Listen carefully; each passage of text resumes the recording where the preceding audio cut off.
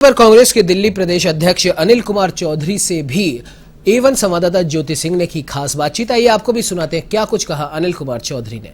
हमारे साथ यहाँ पर बात करने के लिए मौजूद हैं दिल्ली प्रदेश अध्यक्ष अनिल कुमार चौधरी। सर, यूक्रेन पे आपसे सवाल लेना चाहूँगी। यूक्रेन में जो वहाँ से फंसे हुए छात्र वापस आ रहे हैं, उन्होंने इंडियन एम्बेसी के ऊपर आरोप लगाया है कि इंडियन एम्बेसी ने हमें सही तरीके से एडवाइजरी जारी नहीं की। कभी कहते थे जहाँ हो वहाँ रहो, कभी कहा उन्होंने कि वहाँ जहाँ पर हो वो जगह खाली कर दो। इतना बड़ा आरोप भारतीय छात्र इंडियन एम्बेसी पे लगा रहे हैं। देखिए, आरोप नहीं, सच है। और फिर से वो बात जो है साबित हो जाती है कि लगातार देश के प्रधानमंत्री जी और सत्ता में काबिज जो लोग हैं हमेशा हर मसले में देरी करते हैं।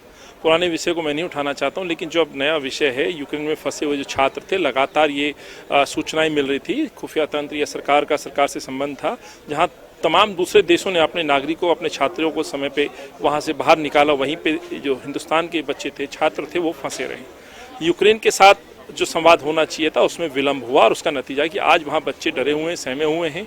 एक की मृत्यु भी हुई है। अपने खुद के प्रयास से किलोमीटर चल के वो बॉर्डर तक पहुंच रहे हैं। उसके बाद उनको थोड़ी बहुत राहत मिल पा रही है। सवाल ये उठता है कि आखिर सरकार सोई हुई क्यों थी।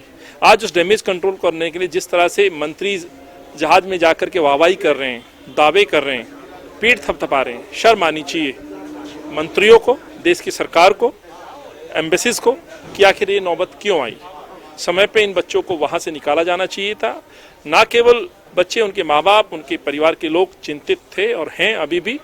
तो मुझे लगता है पूरी तरह से फेलियर है, सरकार का फेलियर है। आज एक और भारतीय छात्र की मौत हो गई है, जबकि 2 दिन पहले इंडियन एम्बेसी की तरफ से ये कहा गया था कि राजधानी कीव से हमने सभी भारतीय छात्रों और नागरिकों को निकाल लिया गया। उसके बाद कीव में एक और भारतीय छात्र को गोली लगी। देखिए, सरकार को ये स्वीकार करना चाहिए कि आपने देरी की, आपने बच्चों को भगवान भरोसे छोड़ दिया। कोविड की तरह, मैं बार बार बोल रहा हूँ, बातों को नहीं लाना चाह रहा हूँ। सरकार हमेशा विफल साबित हुई है।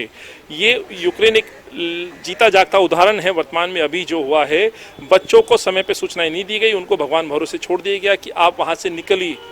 ये सरकार का, मुझे लगता है, ये गैर जिम्मेदार रवैया है। और अभी वही कारण है कि बच्चे भुगत रहे हैं।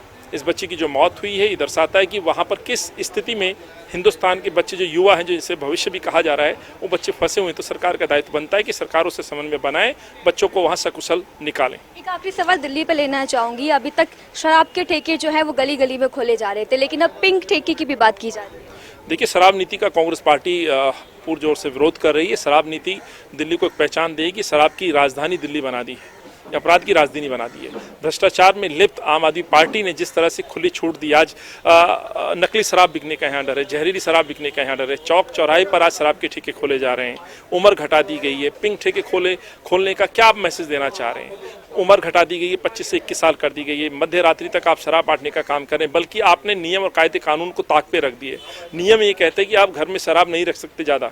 अब आप कह रहे हैं कि एक पेटी पे एक पेटी की छूट, यानी कि आप 24 से ज़्यादा बोतलें आप घर में रख सकते हैं। तो अरविंद ने ना कायदा देखा, ना कानून देखा, लोगों को सिर्फ प्रेरित कर रहे हैं कि शराब पीजिए, सस्ती शराब। दूध के रेट बढ़ गए, दूध पे तो आप रेट कम नहीं करते हैं, शराब के रेट कम करते हैं।